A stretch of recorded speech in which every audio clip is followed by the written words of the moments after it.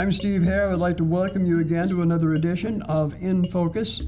Today, our In Focus topic is coronavirus, also known as COVID-19, the latest flu virus that's going around the country right now, around the world for that matter. Barry Kling is my guest. He's the executive director, administrator rather, of the Chelan Douglas Public Health District.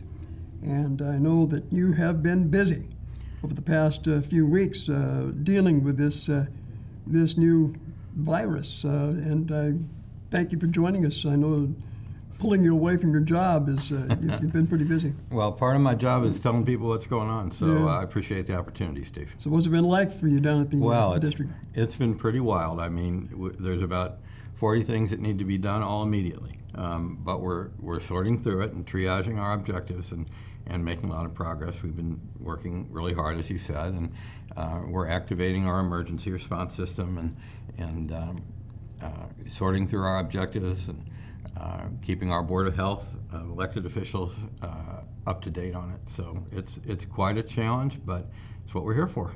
Well, I understand that even the electeds today are getting a webinar on how to deal with this. Yep, and they're very much engaged and interested in what their part of the responsibility is for this. So I'm grateful for the level of interest they have as well.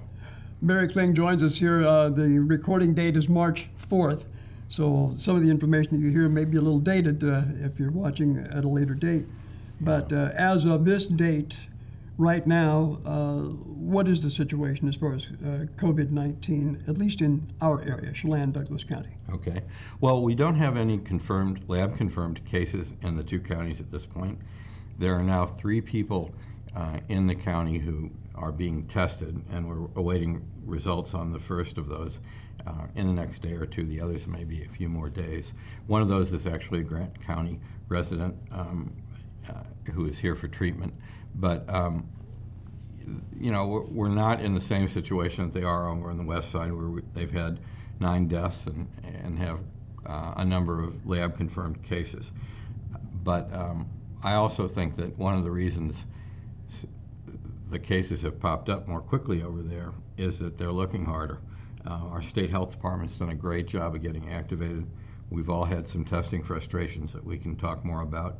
But and of course there was one nursing home outbreak that involved a lot of patients. In Kirkland. And that really pumped up the numbers.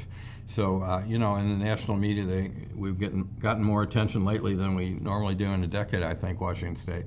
But I don't really think that it's worse in Washington State than many other locations. But I also think that we're moving toward a more community-wide transmission picture, where it's not just 3 or 4 or a dozen people. There are apparently a lot of asymptomatic cases, people who really aren't very sick or maybe mildly ill, who have the virus and can transmit it to other people. And that's a lot like influenza, although this isn't actually an influenza bug. It's a different kind of virus. It's in the same family as some of the common cold viruses we have, as well as SARS and other bad ones. So it manifests itself in similar types of symptoms, I suppose. Yeah, it starts out a lot like a cold or flu, and the bad... Is it possible that some people could have had it and recovered and never known they had it? Yeah, and a lot of people, including some of the public health experts that I've talked to and listened to, are pretty sure it's been circulating for a while.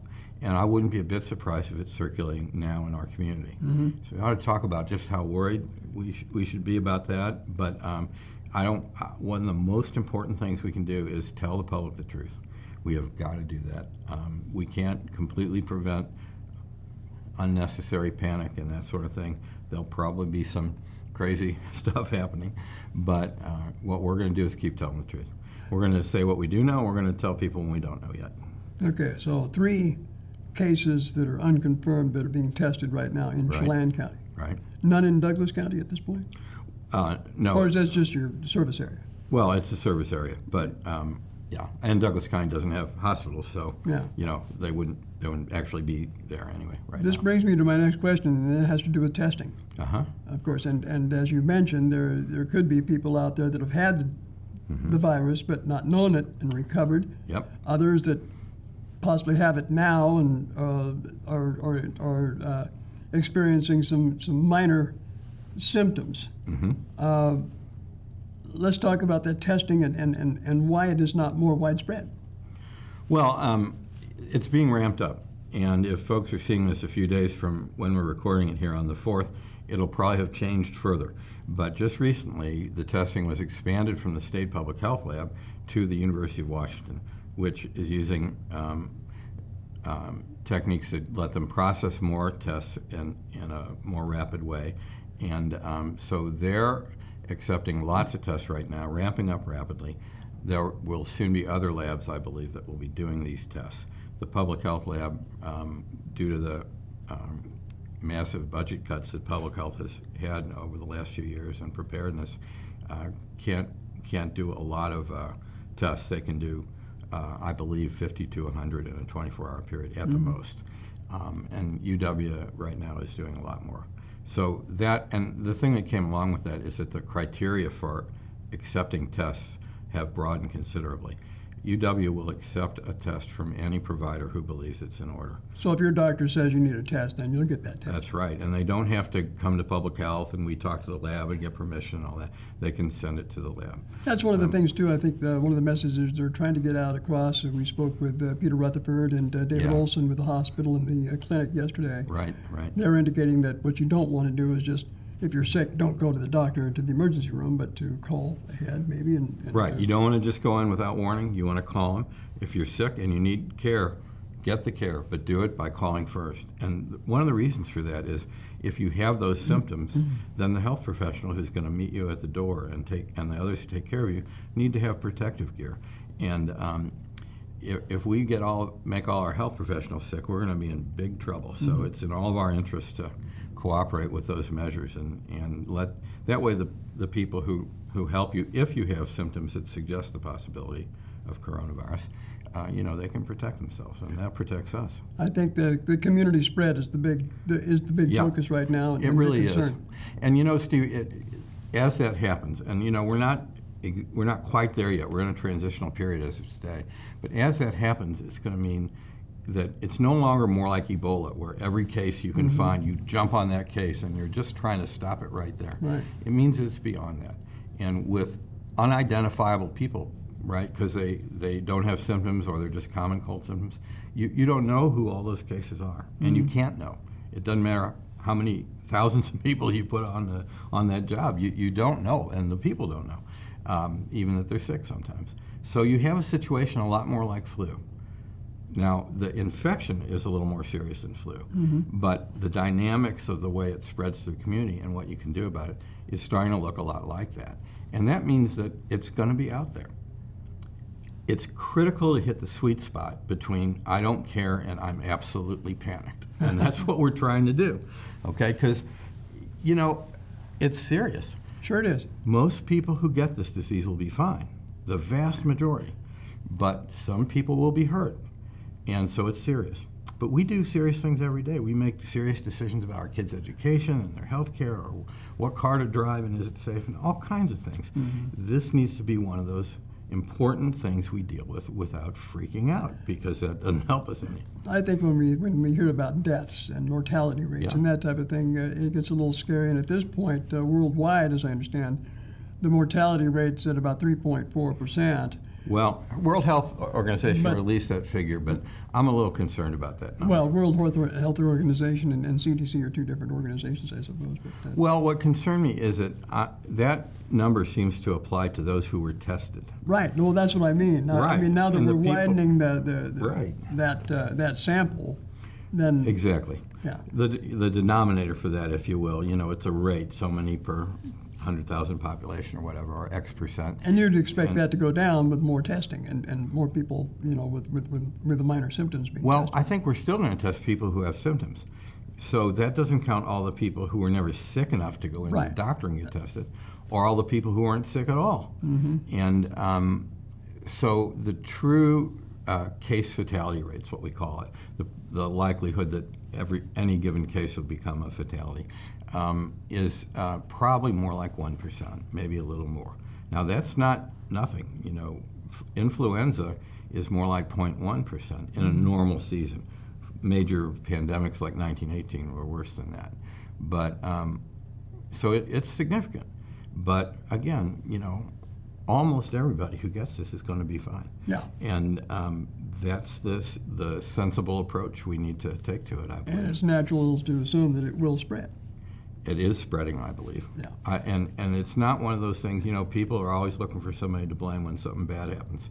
If we had $1 trillion of public health and healthcare effort just focused on that, you still can't stop that. Right. It's just not a virus you can just descend on and stop it in place, even though we'd love to do that and we tried to do that.